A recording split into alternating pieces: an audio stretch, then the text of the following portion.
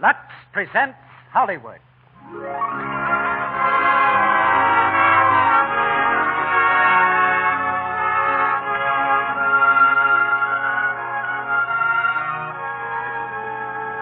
The Lux Radio Theater brings you Barbara Stanwyck and Fred MacMurray in Remember the Night with Elizabeth Patterson, Beulah Bondi, and Sterling Holloway. And ladies and gentlemen, your producer, Mr. Cecil B. DeMille.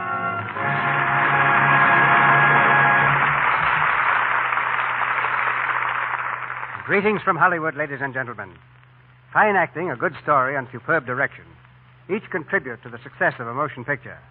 And we'll have to combine all three to explain the resounding success of the current Paramount picture, Remember the Night.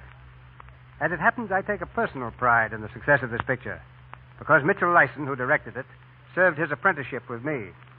Consequently, it's with a special bow in Mitch's direction that I introduce our radio adaptation of his screen hit, Remember the Night. A triumphal return engagement for the same two stars who played it on the screen, Barbara Stanwyck and Fred MacMurray. And with them we have Beulah Bondi, Elizabeth Patterson, and Sterling Holloway of the picture cast. Remember the Night is a play you'll remember, and Lux Toilet Soap is a product you'll remember.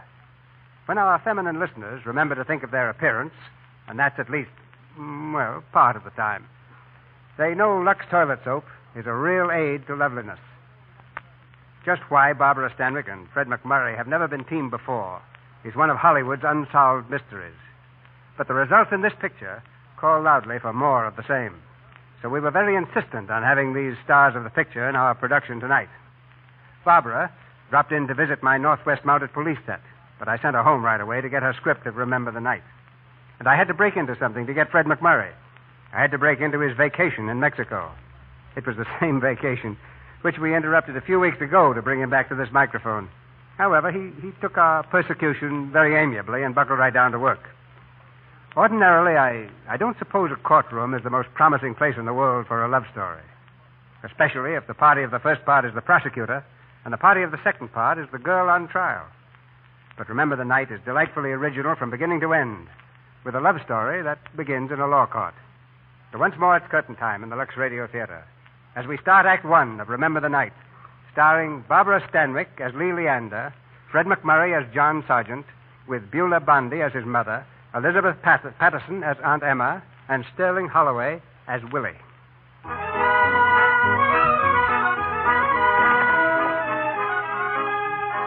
A jewelry store on New York's Fifth Avenue. In the glittering showcases, 1,000 precious stones sparkle in their brilliant settings. Although it's just a few weeks before Christmas, there's only one customer in the store this afternoon, a pretty girl in costly furs. On her wrist is a diamond bracelet, placed there by an enthusiastic clerk. He smiles happily, sensing the sale is practically complete. Glorious, madam, isn't it? One of our most beautiful bracelets, really. Yes, it is beautiful. You won't regret taking it, madam. I'm sure I won't. What's the price, please? Only $5,000. $5,000. That's reasonable. You won't find another one like it in New York, madam. Shall I have Mr. Meyer make out the papers? Just a moment, please. I think I'd like to see one or two more before I make up my mind. That one in the lower tray, please. Let me see that. Oh, of course, madam. Personally, I prefer the one you're wearing, but this one's quite beautiful, too. The emeralds set the diamonds off very nicely. Now, if you'll just place this one on your... Madam! Where? Why, she's gone! Mr. Meyer! She's gone! Police! Jones, what is it? Oh, that girl. She went out the door while my back was turned. She went out with a $5,000 bracelet.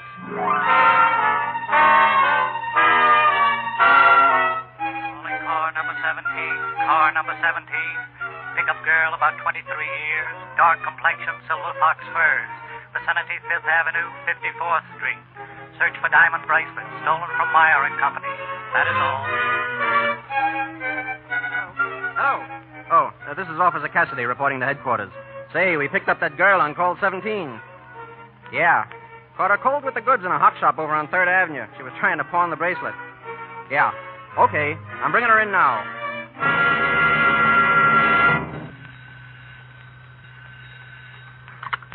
District Attorney's office. Who? Oh, just a moment. Who is it? Commissioner's office. It's about that acquittal yesterday in the shooting case. Tell him I'm busy. Hello? Can the district attorney call you back? Thank you. Is that all they have to do? Beef about acquittals? All right, Tom, let's get going. Okay, boss. What's the first case today? That's a cinch. Dame by the name of Lee Leander cops a bracelet out of MacMurray Company on 3rd Avenue in Harken. Open and shut. First offense? Nah, she's got a record. This is a third offense. Well, that's good. The first offender at Christmas time is tougher than tiger meat. Tom, look at that chart. Convictions only 78% as against 82% last year. Hey, can I handle this case, boss? I'll get you conviction. You probably could handle it as well as some of these dopes, but when the right case comes along, I'll give it to you. Wife beater or something like that. Your face isn't right to prosecute a woman. Oh, boss, listen. Nothing doing, Tom, nothing doing. We'll get Sergeant on this one. Sergeant? What's his face got that mine hasn't got? Whatever it is, he's never lost the case for me yet. Yeah, but he's gone home for Christmas. Ohio, Oklahoma, someplace like that. Now, listen, I could get you a conviction so Take it quick... easy, Tom. Take it easy. Miss Day, get me John Sargent on the phone. Yes, sir. Now, boss, now that ain't fair. Stop moaning. Sergeant's terrific with these pretty girls, John.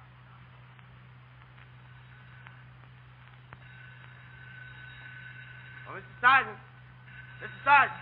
Phone's ringing. Well, answer it, will you? Trying to get packed up in here. Okay, I'll answer. Hello. Hey, wait a minute, Rufus. Huh? Listen, if that's the office, tell him I've already left. Okay. Hello. Yes, sir. Yes. Well, this is the office. He's already left. Oh, you blockhead. Give me that phone. I just said... Shut up. Good morning. Who all wants to speak to Master Sergeant, please? Hello, Sergeant. Who do you think you're kidding? All right, never mind. Who is this? This is your boss. You know, it's a good thing you didn't take up acting for a living. Yeah? Well, what do you want? Well, listen, we got a case to try this morning. I'll see you at the office in 15 minutes. Now, wait a minute. I'm supposed to be going home for Christmas. Sure. You can leave here this afternoon. Yeah, but I've got 730 miles to drive. You told me I could... Now, look, Jack, don't argue. It's a female case, and I need you. Now, come on. Oh, I was afraid of this. Who's defending? O'Leary. That windbag? He'll give us the Gettysburg Address and the Declaration of Oh, Independence. no, he won't. I'll have Tom meet you in court, and you'll be out of there by noon. Now, get right down here. Goodbye. Now, listen, boss. Hello. Oh, O'Leary. He'll talk all day long. When you leave, Mr. Sergeant. Shut up.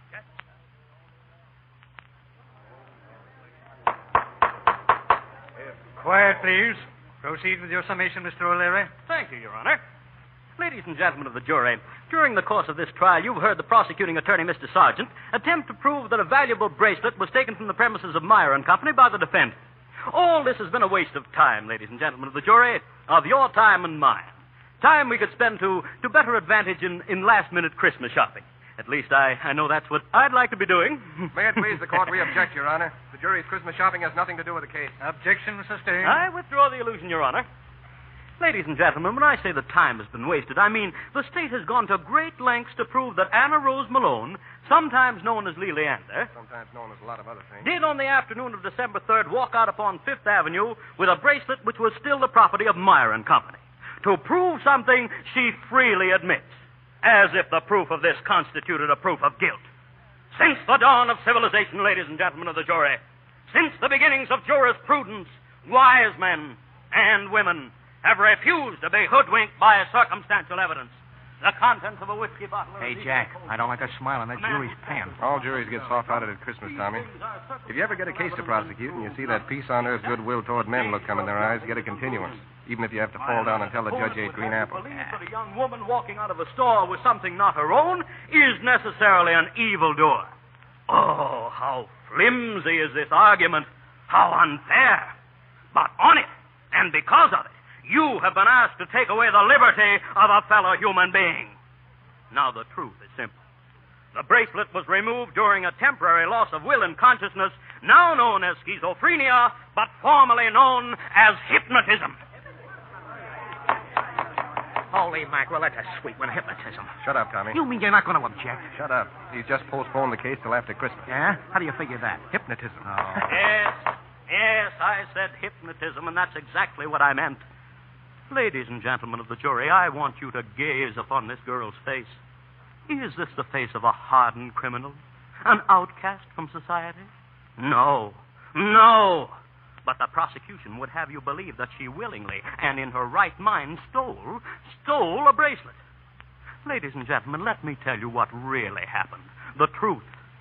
This girl, this poor unfortunate creature, went into that jewelry store, not to buy, not to steal, but only to look. A salesman showed her the bracelet, urged her to clasp it around her wrist, begged her to examine it under a more powerful light, and then excused himself. The bracelet is under a powerful light. The young girl stares at it closer, Closer. The great central stone flashes blindingly in her eyes. Blue, green, purple, orange. Closer, still closer. Suddenly, the colors are gone. Everything is dark. A breath of cold air brings her to her senses, but... What's this? Where is the jewelry store? Where is the light she was standing under? What is she doing on Fifth Avenue, blocks away from Meyer and Company? She doesn't know. She can't remember. Her mind is a blank. And why? Why? This girl, this poor, unfortunate creature, was a victim. An unwilling victim of hypnosis. Your Honor, the defense rests. All right, now, Tommy, watch. Your Honor. Yes? Your Honor, the hypothesis of hypnotism is a very interesting one. Let me be the first to admit it. But unfortunately, I am no Svengali, nor are you, ladies and gentlemen of the jury. The people of the state of New York will require the expert testimony of Dr. Kindness, the psychiatrist. For this purpose, the people will request a continuance be granted till after the Christmas holiday. We object, Your Honor. The defense has already summed up. The case was practically closed. Objection overruled. But, Your Honor... The defendant will remain in custody, subject to giving a $5,000 bond. And all jurors, parties, and witnesses are instructed to return to the court Tuesday, January 3rd. Court adjourned, and a very Merry Christmas to you all. Just a minute, Sergeant. That was a dirty trick you played on me. It means another day in court. And I don't get paid by the state. I have to earn my money. No more sense of humor than a gravestone. Huh? Well, Merry Christmas, Francis. Why, you... Take it easy, Miss Leon. Let me go. I want to speak to my lawyer. Mr. O'Leary, this guard says I have to have a bond or stay in jail. That's right. Is it right? You ought to know, Mr. District Attorney. I'm afraid it is. Well, how can I get a bond? I haven't any more money, and I don't want to spend Christmas in jail. Please don't let them do that. What do you mean you haven't got any more money? What have I been talking for, to hear my own voice? If you hadn't talked so much, I'd be out of here right now. What do you mean by that? Hypnotism. That gag so old it's got whiskers. Oh, please don't let them keep me here over Christmas. What's the difference? What could you do if you haven't got any money? I could walk around, couldn't I? Come on, miss. It ain't as bad as you think. You get a nice little room and a nice turkey dinner on Christmas. Yes, I know. Never mind the build-up. Let's go. I hope you have a Merry Christmas, Mr. Sergeant. Hey, she's kind of sore at you, Jack. Yeah. Say, Tommy, on your way out, send Fat Mike in here, will you? Huh? Fat Mike the bondsman? If you know any other Fat Mikes, you can send them, too. I get it. You don't, but let it pass. Okay, I'll send him right away. Hey, Mike. Sure? Mr. Sergeant wants to see you right away. Sure, coming. Hello, Mr. Sergeant. You want to see me? Yeah. What'll you charge for 5,000 bail from now till January 3rd? Did they pin something on you, pal? No, it isn't for me. It's for the young woman who's in here today. Oh, I see. How much? For a friend of yours? Nothing. Not a red Samilka. I didn't ask you for any favors. Favors? It's a privilege. You still living at the same place? Yeah. Why? How soon you want her out? Right away. Okay, she's out. Thanks. So long.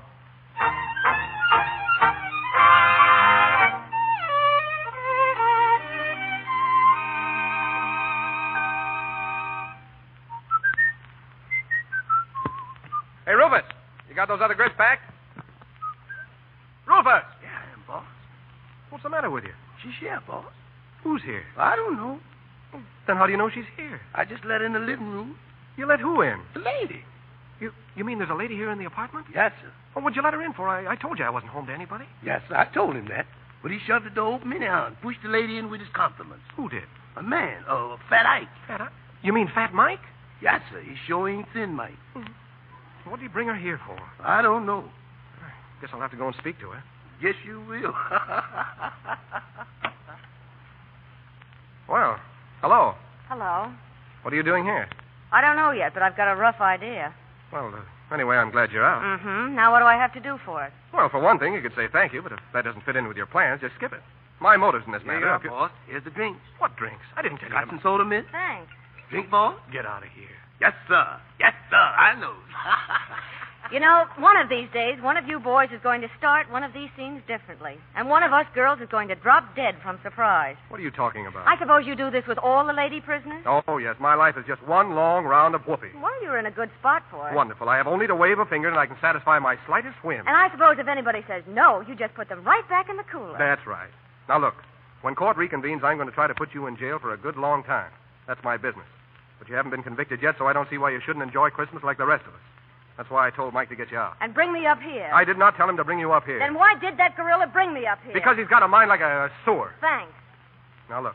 I'm very glad to have been of service to you. Now, if You mean I don't have to stay here if I don't want to? You most certainly do not. Oh, then I'll stay. But I won't be forced. Now, wait a minute. You know, there's nothing as dangerous as a square shooter. If all men were like you, there wouldn't be any nice girls left. Yes, well, all this is leading into a very interesting subject that I haven't time to pursue at the moment. I'm going away on a little trip, and it's quite a drive, and I haven't had my dinner yet. Oh, you mean you want me to go? Well, yes. Where? Where what? Well, I was on my way to a nice, comfortable jail with 3 meals a day and turkey for Christmas, and now Don't you live someplace? No. Well, where have you been living? In a tree? I had a room at a hotel, but they locked me out. No. Well, how much do you owe this hotel? $126.40. Oh. Well, that doesn't solve any problem. Look, why don't you just put me back in the clink? That solves lots of problems. Well, for one thing, I'm not sure I can't. And, well, that wasn't the idea. Have you had dinner? Not yet. Now, come on, then. I'll take you to dinner, and we'll figure something out. You really didn't want me to come here at all, then? I'm sorry to say I did not. I see. Well, shall we go? Here's your hat, boss. Going out, huh? Yes, I am. Hot dog. But don't forget you got to see your ma. Shut up.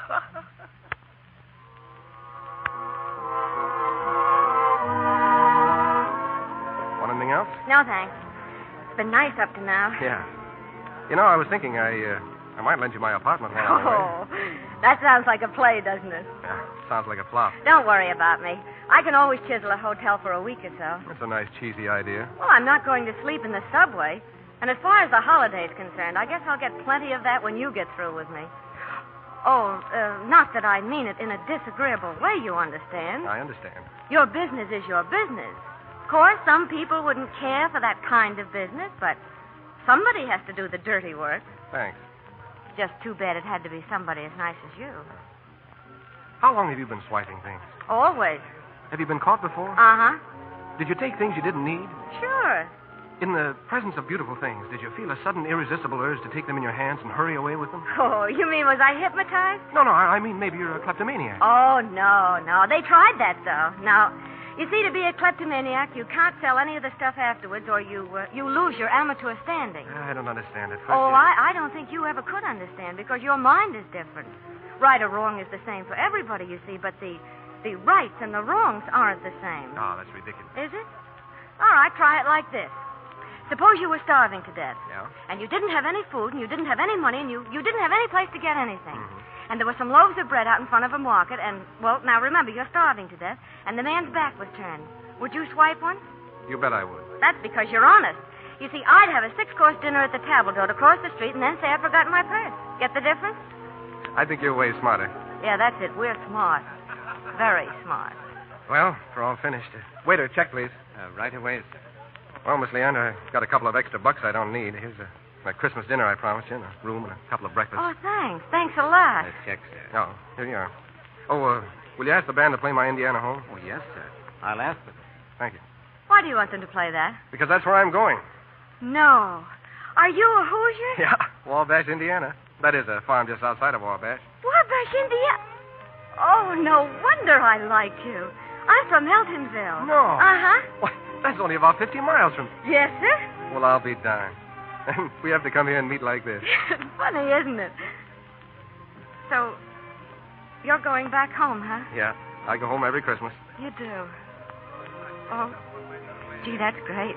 My mother still runs the farm. She does all right, too. She raises partridge wyandottes, Poland chinas. Oh, we never had anything that swell. We never did either till lately. How long since you've been home? Never. Why? I ran away. Well, I don't know what the circumstances were, of course. Not so hot. Well, time takes care of those things. Did they write to you? I had a letter from my mother when my father died. Oh, your mother's alive then? I hope so. That song, it's awful pretty, isn't it? Kind of does things to you. Yeah. Say, look, how'd you like to go home for Christmas? What?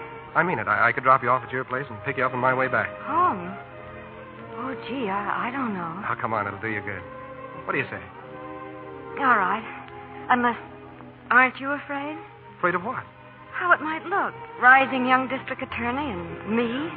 Oh, I didn't think of it. I know. You never think of anything wrong, do you? That's what makes you such a swell guy.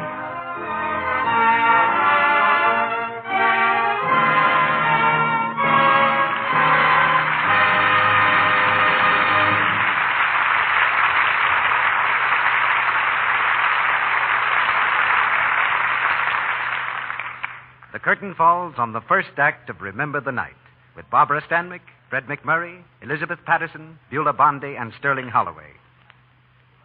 Over on Rockwell Street, in a little white bungalow, the first guest has just arrived a bit early for one of those bridge get-togethers the ladies have from time to time. We're going to let you hear what this guest says, and what she thinks, too. Why, hello, Ellie. How nice you look. Where did she find that dress, I wonder? She has the best taste. Here's the way I look, Ellie. I'm a little early. Came right straight from the office. I worked late and I didn't really have time to go home and change. Gosh, do I feel grimy. I could only take a quick bath. My, how lovely the living room looks. Those flowers are just the right color. I wonder if she'd think me nervy if I asked to take a bath. Tired? Oh, well, not exactly, Ellie. I'm just sort of, messy, you know. A bath? Oh, how lovely of you. I hadn't thought of it, but it would make me feel better. Oh, thanks. That's awfully kind. What a pretty negligee. Will I feel good in this? Everything she has is perfect. Yes, thanks so much, Ellie. Don't wait. I have everything I need. She's got Lux toilet soap. I ought to have known she would. She's got such taste. Everything is perfect. Gosh, does this feel good? This nice Lux soap will do the trick all right. I love the way it lathers. Yes, a Lux toilet soap beauty bath will do the trick. Leave Ellie's guest feeling fresh from head to toe. This luxurious white soap that 9 out of 10 screen stars use has creamy, active lather that swiftly carries away perspiration, every trace of dust and dirt. You'll find a daily Lux soap beauty bath a wonderful way to protect daintiness, make you sure of fresh, fragrant skin. And it's true that Lux toilet soap in your bathroom has come to be one of those little things that mean good housekeeping, good taste.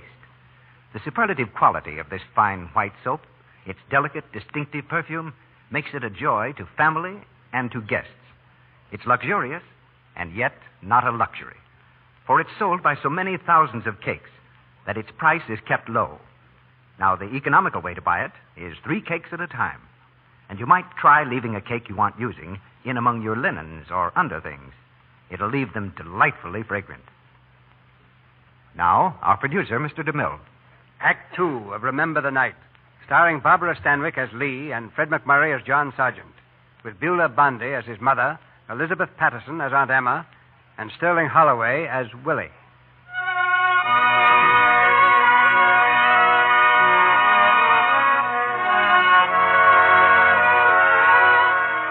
Westward, along the snow-banked highways from New York, more than 20 hours of steady driving have brought Lee Leander and Jack Sargent to Eltonville, Indiana, and the front gate of Lee's former home.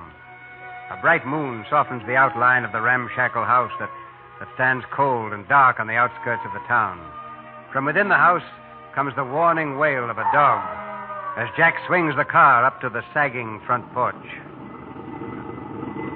This is it, huh? Yes. Well, all out then. End of the line. Oh, please, let's wait till... Well, my mother might not even live here anymore. Hey, don't be so nervous. Will you go in with me? Sure, I'll go in with you. Come on, I've got your bag. See that tree? Yeah? I fell out of it when I was 12. Oh, it was a terrible tomboy. See, from that branch right up there. Landed on my head, too. That's a better gag than hypnotism. Your lawyer should have used that. As a matter of fact, you should have had me for your lawyer. Come on now, smile. Here we are. Oh, gee, I didn't mean to knock so loud. Why, that sounds like Mickey barking. Oh, it couldn't be. He'd be too... Here's somebody coming. Yeah. Now, look, I'll take you up on New Year's Day in the afternoon. Don't forget. No. Gee, you've been sweet. Will you shut up? Yes? Oh, I'm terribly sorry. Doesn't Mrs. Malone live here? Oh, I guess you want my wife. Oh, I didn't know. Who is it, Henry? Somebody want me? Mama. Oh, Merry Christmas, Mama. Well, you know me, don't you? Come in. This is Mr. Sergeant, how do you do? Sit down. You're looking fine, Mama. What did you come here for? What do you want? Oh, I don't want anything, Mama. It was just Christmas, and Mr. Sargent happened to be driving You see, I live in Wabash. It's about 50 miles from here. I knew you'd be glad if Glad? Why should I be glad? Good riddance to bad rubbish, I said the day she left. Oh, Mama, please, Mr. Sargent... Just like her father, she is. Always laughing at serious things she was. Never doing what she's told till she winds up stealing. stealing my mission money. Money I'd put by with the sweat of my brow, that's what. I didn't steal it. I told you 1,000 times I only borrowed it. I was going to pay you back. But you didn't pay me back, did you? And you never paid me back. Well, how could I after you called me a thief in front of the whole town? Nobody would give me a job. And you left here. The great lady. We weren't good enough for you. A decent home, a hard-working mother, and a crook for a daughter. Oh, Mama. Look, Lee, I don't want to tear you away, but we still have 50 miles to go. Oh. Are you ready? Oh, yes. It's been very interesting to meet you, Mrs. A name doesn't concern you. It most certainly does not. Come on, kid.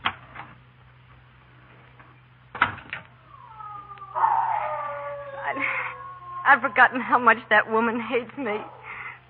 And how much I hate her. That's a terrible thing to say, isn't it? No. But ever since I was little, she was always so right and I was always so wrong. Thanks for getting me out.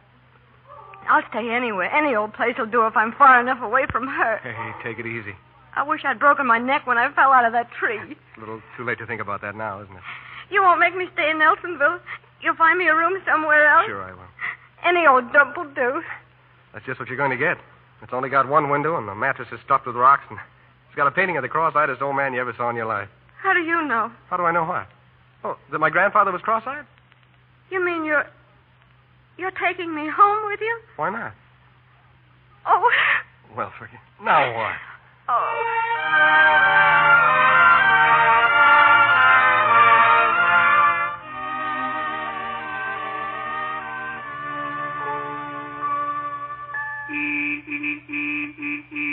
Hey, anyone home? Hey! John. Hello, Mother. Oh, my boy, my boy. Gosh, Mother, it's good to see you. Oh, I just can't believe you're here at last. Well, Jack Sargent. And Emmy, hello, Annie. How about a kiss, huh? I declare I'm glad you're here. If only to stop your mother from taking leave of her senses. Oh, boy, I'll say. Hello, John. Welcome home. Hello, Willie. The girl still chasing you? Oh, John. What made you so late, dear? We thought you'd be here by 6 at least. Well, you see... Hey, who's that in the front seat? Oh, I'm sorry. Mother, this is Miss Lee Leander. She's come to spend Christmas with us. How do you do? Oh, how nice. Well, I'm so glad to know you, my dear. And this is my Aunt Emmy. Knows more about flannel cakes than the guy who invented them. Hello. I'm right pleased to meet you, Miss Leander. And this is Willie Sims, our hired boy. He's crazy about the girls, and the girls are crazy about him. Willie Sims. Pleased to meet you. Hello. I hope I won't be too much trouble, Mrs. Sargent. Trouble? Why, bless your child, it's a joy to have you here. not a big. But, John Sargent, why didn't you send me a telegram? Well, you see, Mother, this was rather Well, unexpected. and never mind all that. Now, come along, child. You must be near freezing to death. And here we are, cackling like a couple of... Emmy. What? Did you leave those cookies in the oven? Oh, jeepers creepers. Oh. Come along now. Everyone. This way, Miss Leander. Thanks. Oh, boy, John. What? Ain't she a peacherino? Who? Oh. All I can say is hot dog. Come on, grab a grip, Willie. I want to thaw out in a hurry.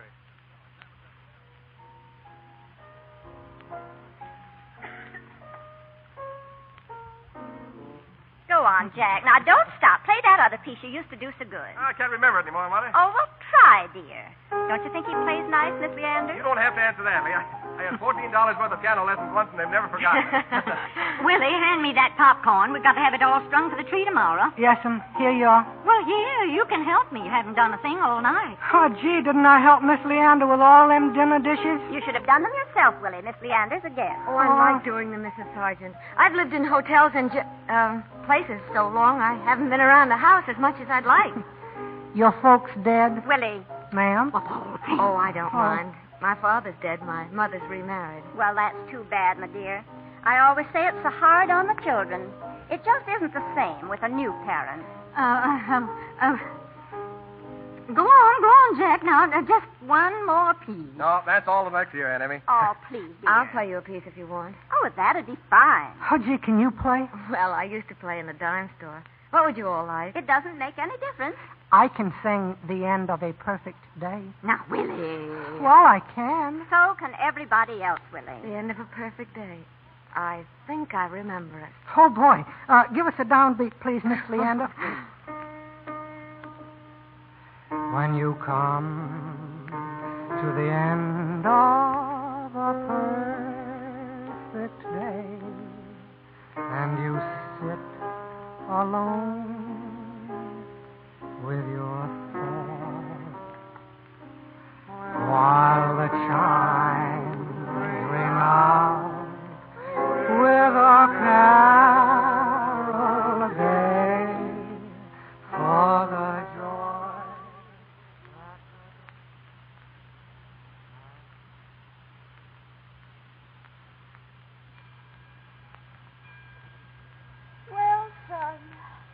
time for bed.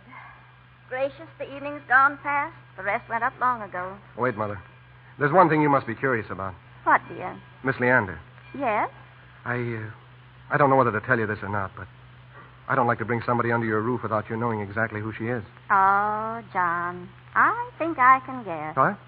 Oh, no, not at all, Mother. She isn't even a friend of mine.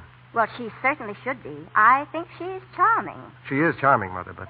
She reminds me of your father's cousin Winifred, who died when her second was born. The lovely, sweet thing. I was just saying to Emmy... Wait a minute, Mother. Unfortunately, the girl's a crook. I'm going to put her in jail when we get back to New York. What? But in the meanwhile, she had no place to go for Christmas, so I... the poor lamb. You'll do no such thing, John Sargent. Why, that girl's as honest as all outdoors. I can tell by just looking at her face. Well, if she did take some little thing, I'm sure it was entirely by mistake. She's probably a hypochondriac. Hypochondriac, huh? Well, she might be at that. She hasn't really taken things, has she, dear? You're just making a bad joke now, aren't you? No, Mother. I'm afraid this isn't even her first offense. But that doesn't mean she wasn't unhappy and lonely and a human being like the rest of us. Well, the poor thing probably didn't get enough love as a child. Do you remember how bad you were? Well, not really bad, but do you remember the time you took my egg money I was going to buy a new dress with? And then how hard you worked to pay it back when you understood. You made me understand. Oh, it was love, dear, that made you understand. Well, I do hope she enjoys her stay here. Now, we must do everything to make her happy and comfortable and to feel like one of the family. Do you think we ought to lock up the silver? Well, good night, son. Good night, Mother. Merry Christmas. Merry Christmas.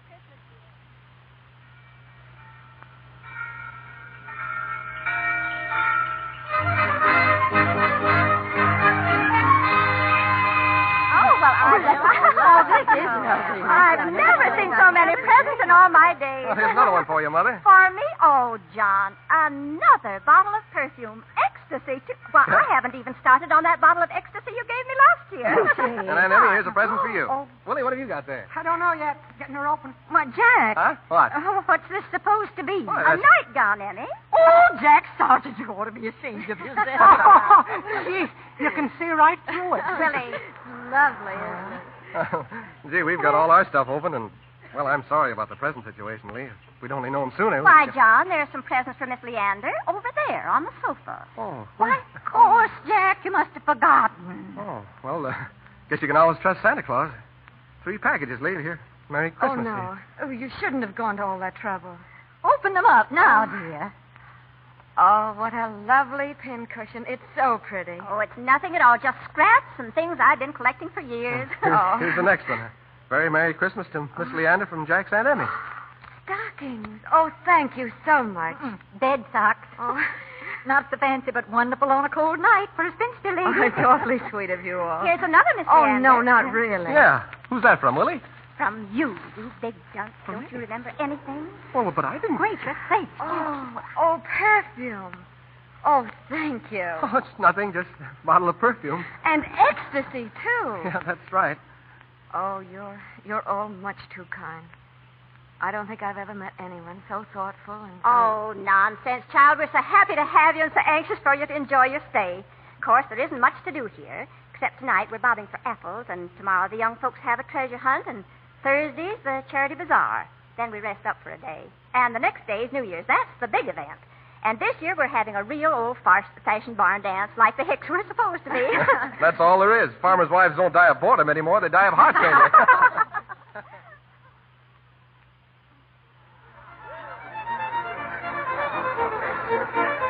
I declare this is the best barn dance we've ever had. Yes. Oh, they dance beautifully together, don't they? It reminds me... What? Who? Jack and Miss Leander.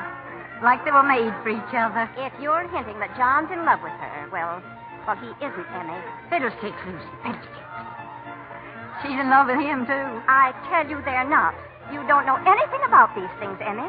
Lucy Sargent, if you're referring to the fact that I never married, I'd like to point out that you don't have to be a horse to judge a horse show. If ever I saw 2 people in love... They're not. They can't be. They just can't be.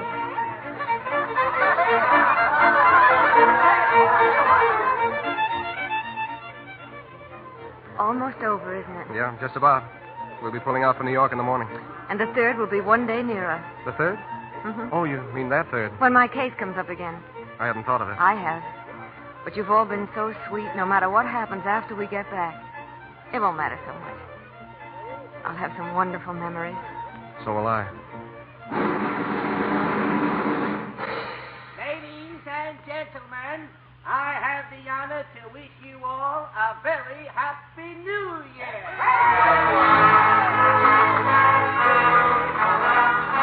Happy New Year, Lee. Happy New Year, Jack. You know, it's an old-fashioned custom, but people always kiss each other. Well, at this time. I know it. Well, what am I waiting for? I don't know. Why are you?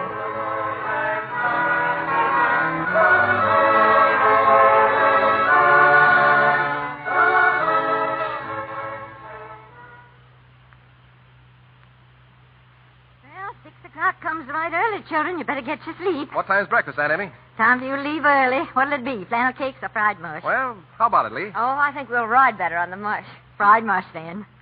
Good night, children. Good night, Aunt Emmy. You sleepy? Not very. How about a good night cigarette? Well, I'd love it. I'll meet you downstairs. Swell. I'll be waiting. Just a minute, Jack. I was just... Oh, Mrs. Sargent. I'm sorry to disturb you, dear, but you'll be in such a rush in the morning. Oh, no, you're not disturbing me. Come in. Thank you. First of all, I want you to know how glad we've been to have you here, and how much I hope you've enjoyed your stay. You'll never know how much. And then, well, I want you to know how sorry I am that you're in trouble, and how much I hope it'll come out all right. I didn't know you knew about that. Oh, you poor child. You can be sure I never would have mentioned it now, only, well, has Jack ever told you anything about his childhood? No, why? We were very poor after my husband died. In fact, we had nothing. Jack had to do chores before school and after school, and then after chores, he studied in the evening so he could go to college. Then he had to work his way through college and through law school. Oh, I don't mean there's anything unusual about it, but I'm only trying to tell you that he worked very hard to get where he is. Very, very hard. And, well, he's my son, and I wouldn't want anything or anyone to spoil it for him now. I see. But I don't see why anything should spoil it for him, do you? He's in love with you. Oh, no, he isn't in love with me. He's never had any more interest in me than, well, some panhandler he'd buy a meal for. Are you sure? Of course I'm sure. He kissed you tonight. Well, not exactly ugly. Oh, he might have had a little fever for me, but it isn't going any further, and it hasn't been any place either. I see. He's no fool. And even if he was, I wouldn't hurt him or you, Aunt Emmy, or even Willie. Thank you, dear. And good night. But you do love him, don't you? I'm afraid so. I knew you did.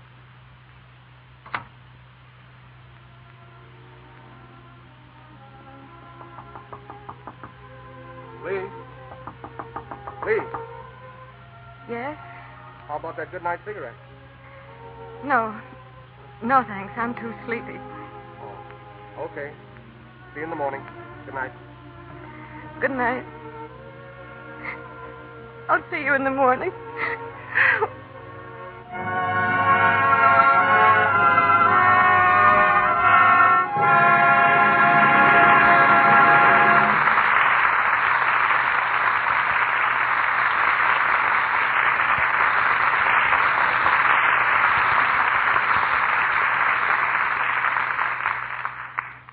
The curtain falls on the second act of Remember the Night with Barbara Stanwyck, Fred MacMurray, Elizabeth Patterson, Beulah Bondi, and Sterling Holloway.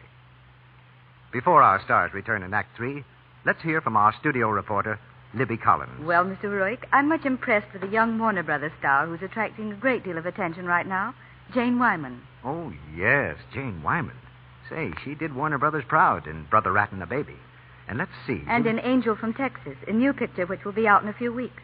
Young Jane Wyman distinguished herself so in those two parts, Mr. Ruick, that all the wise money in Hollywood is betting that she'll be one of the biggest stars in pictures in a year or two. What's Jane like personally, Libby? She's one of the all-round nicest girls I've ever met.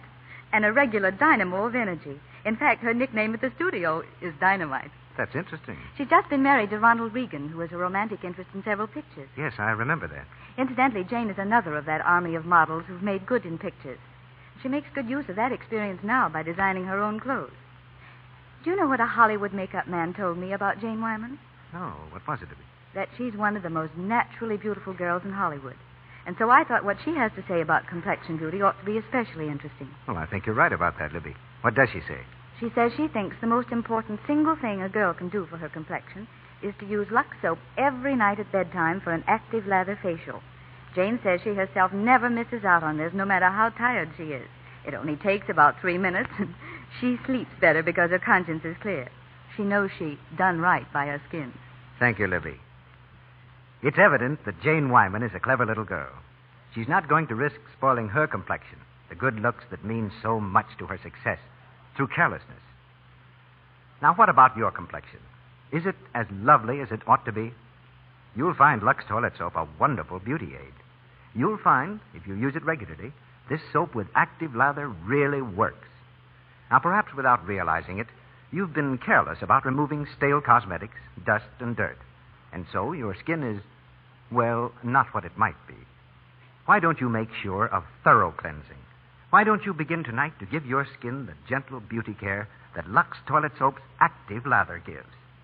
Take your first active lather facial tonight, and then keep it up for 30 days. See what it can do for you. We pause now for station identification. This is the Columbia Broadcasting System.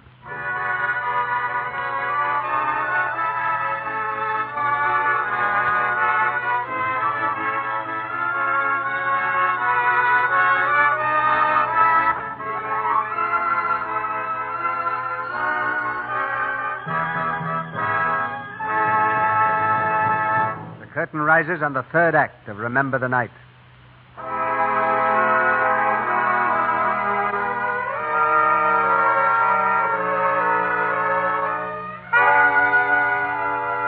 It's early the following morning. In the half-light, just before dawn, Jack and Lee are ready to leave for New York. As they come down the steps of the old house, Mrs. Sargent takes Lee aside. Goodbye, dear. Goodbye, Mrs. Sargent. Remember, there's always a room upstairs for you, and we'll be only too glad to have you. That is, if everything turns out. I mean, of course it will. I know it will. And don't drive too fast, Jack Sargent. If you get tired, just drive into a field someplace and go to sleep. No, thanks. Anyway, we're going up through Canada. I've never seen the place. Canada? What are you talking about? Oh, just a different way of getting there. Well, whatever you do, John, take good care of yourself. I will, Mother. Bye, Jack. Goodbye, Aunt Emmy. So long, Willie. Goodbye. Goodbye, dear. Let me hear from you often. I will, Mother. Goodbye. Goodbye, Miss Leanne. Goodbye, Willie. Goodbye, all. Hey, don't forget to write. And don't you forget to chop some wood. Christmas is over. Oh, ain't it the truth? Ain't it the truth?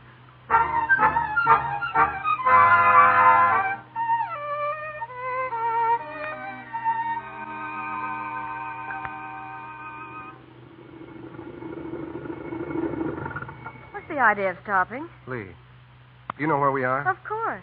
We're in Canada. We should be. We crossed the border 3 hours ago. No, you don't get it. Look, this is Canada. Over there's the United States. Stay here, Lee.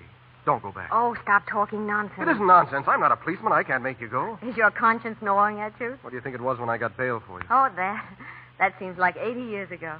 I didn't even know you were against me. Oh, I did know you were supposed to be trying to put me in jail or something, but...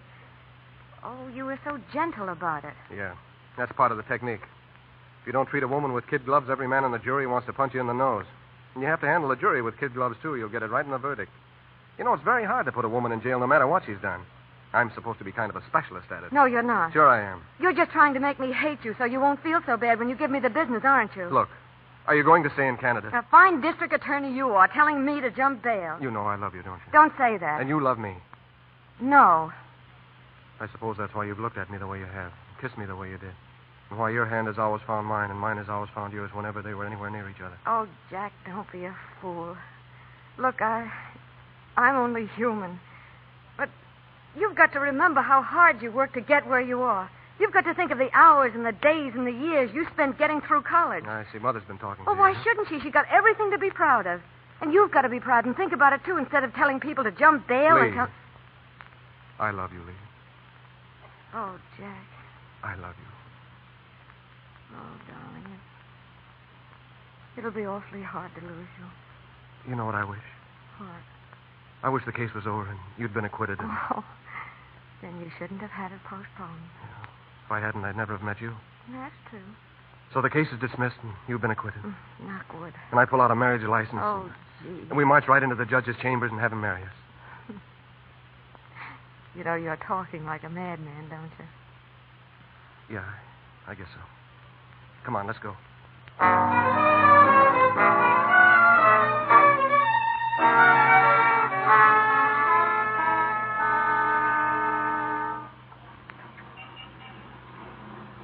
Jack, the courtroom's less than a block away. Or don't you care if the jury and the rest of them see you with me? Oh, so I'm not good enough to be seen with you, huh? You don't love me anymore. I never loved you. Were you just toying with Oh, me? shut up. You'll have to develop more courtesy and respect for your future husband, or I shall fall back in strong measures. A woman, a dog, and a hickory tree, the better you beat 'em, the better they be. Oh, quit it, will you? All right. What? I can't argue with you. Imagine being married to a man who argues for a living. But you know all this isn't right. Can't you see the papers? District attorney marries girl crook. I'd only hurt you, Jack. But you won't be a crook. You'll be acquitted. How do you know? Well, I don't know, but I think you've got a good chance. You wouldn't do anything to make them acquit me, would you? What could I do? I don't know, but you could throw the case if Listen, you... you're being tried by a judge and a jury. It's up to them. They know the facts. They speak for themselves. There's nothing I can do about it, not a thing. I hope there isn't. It would be a fine thing, wouldn't it? Now, don't worry. Everything's going to come out all right. So long, darling. I'll see you in court.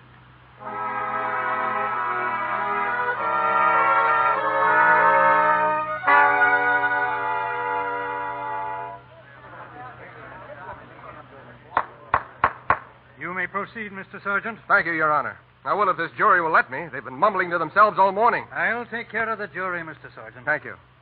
Now, Miss Leander, I believe you have testified that you were hypnotized at the time you left the jewelry store and walked up Fifth Avenue. Didn't you? I... Did you or didn't you? Answer the question, Miss Leander. Well, my lawyer said so. Oh, your lawyer said so. Are we to understand, then, that you and your lawyer do not agree as to exactly what happened? Don't answer that question. Object, if Your Honor, please. Question's entirely improper, and I ask it to be stricken from the record. Sustained. The jury will disregard the question. I was only trying... Your Honor, those jurors are at it again. If they'd listened to the testimony instead of whispering among themselves... Proceed with the case, please. You can't hear yourself think. Well, Miss Leander, were you hypnotized or weren't you? I suppose... We don't want your suppositions. We want to know whether or not you were hypnotized. Yes. Guess what? I guess I was hypnotized. You guess you were hypnotized. First you suppose you were hypnotized, now you guess you were. Kindly remember you're under oath. Do you know the penalty for perjury? If Your Honor, please, I object. Sustained. Tell me, Miss Leander, just how many times have you been hypnotized by beautiful jewelry? I guess quite a lot of times. Did you hear by any chance Dr. Keimlitz's opinion concerning hypnotism? Well? I'm trying to think. If you don't treat a woman with kid gloves, every man on the jury wants to punch you on the nose. Oh. Will the witness please answer my question? And will the jury please stop mumbling? Jack, you... You have to handle the jury with kid gloves, too. You'll get it right in the verdict. He's my son. It's all right. It's all right. Just take all the time you want, Miss Leander. He's worked so hard. I wouldn't want anything to spoil it for him now. Well, Miss Leander? Oh. Nothing must spoil it for him. Well, Miss Leander, what is it? What is it? Oh. Your Honor, I object to the tactics being pursued by the district attorney. He's harrying the defense. No, wait. Wait, I want to plead guilty. Your Honor, I don't believe this young woman is well. I request a 5-minute recess. I want to plead guilty. Your Honor, it must please, it must be perfectly Your Honor, a few apparent. minutes recess, please. Made He's obviously hysterical not by the responsible tactics for of what the she's saying. I ask that Your Honor intercede in this matter. Why do you wish to plead guilty? Because I am guilty. You see, when you work hard for something and promises are made, you just can't toss it away, no matter what. Your Honor, it must be perfectly clear now that this is not normal behavior. Perfectly clear, of course. And the state has no desire to take advantage of a temporary There aberration. isn't anything temporary about this. Your Honor, you can see that I'm in my right mind. I plead guilty. You leave me no other alternative. The court at this time will fix next Friday, January 6th at 10 a.m. as day for passing sentence. The prisoner is remanded to the city jail. The jury is dismissed.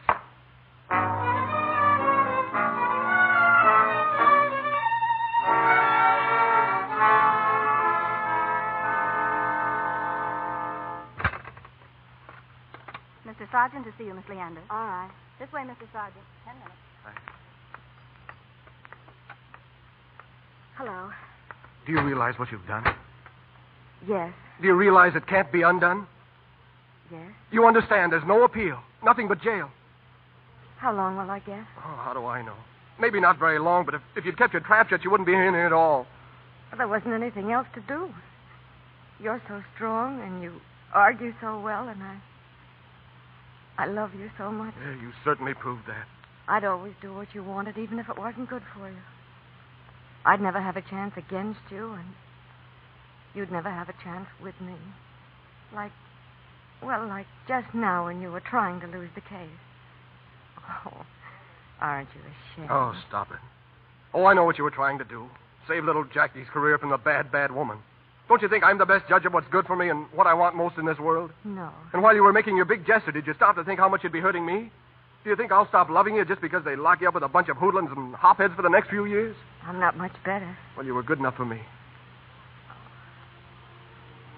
Will you come and see me sometime? Come and see you. I'm going to send for the judge and marry you right this minute.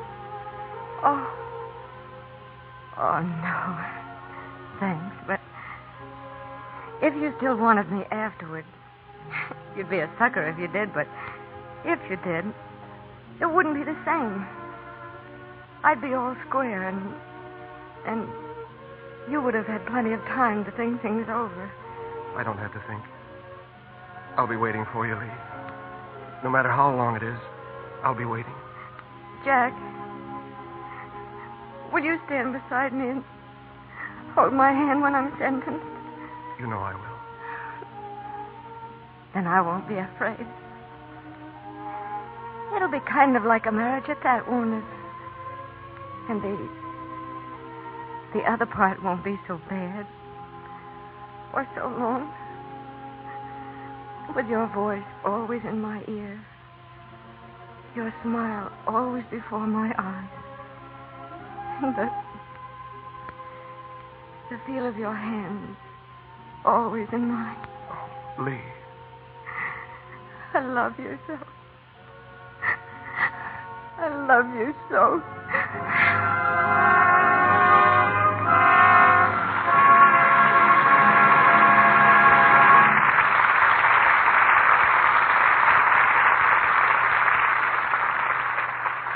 Lee Leander and John Sargent will meet again in the not-too-distant future. Right now, we meet Barbara Stanwyck and Fred MacMurray again as they take a curtain call. CB, I think Fred ought to run for district attorney. A jury would be putty in his hands. Oh, not me, Barbara. I'd be scared to death making speeches in front of a lot of people. Oh, you'd get over that, Fred. There's a trick to it. You pick out one person in the audience and talk to him. Forget about the crowd. Oh, that doesn't work, CB. Oh, you can't be sure until you try. I've tried it. You know, I used to play the saxophone in an orchestra. Well, that's nothing to be ashamed of, Fred. You never heard me play the saxophone. Well, what I was going to tell you was that whenever one of us did a solo, we had to stand up. But I couldn't do it because I was so scared my teeth chattered. You ever play the saxophone with your teeth chattering, CB? Fred, I'm ashamed to say I've never played a saxophone. With or without my teeth chattering. Well, somebody told me about that trick of looking at one person and forgetting about the crowd. So one night when my saxophone solo came along, I picked out a girl that was dancing just in front of the orchestra, and I played the saxophone right to her. Did it work? No, she stuck her tongue out at me. Guess she must have been a music lover. Well, seriously, Fred, I enjoyed doing Remember the Night with you both for the screen and here in the Lux Radio Theater this week. And now I want to say just a word about Lux Soap. I think it's a grand complexion care.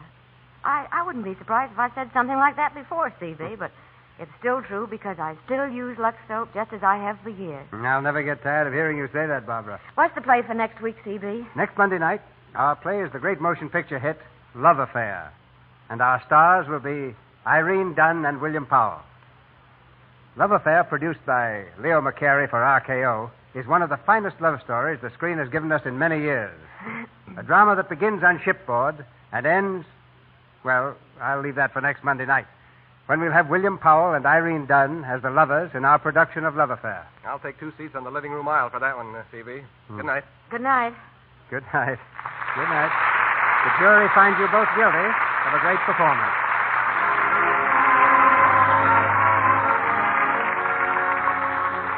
Our sponsors, the makers of Lux Toilet Soap, join me in inviting you to be with us again next Monday night when the Lux Radio Theater presents Irene Dunn and William Powell in Love Affair.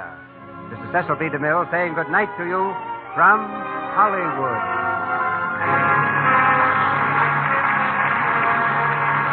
Heard in tonight's play were Lou Merrill as O'Leary, Jack Carr as Rufus, John Fee as Judge, Edward Marr as Tom, Wally Mayer as District Attorney, Celeste Rush as Mother, Arthur Q. Bryan as Mike, Walter White as Clerk, Sidney Newman as Cassidy, Ann Lee as Secretary, and Warren Rock as a policeman.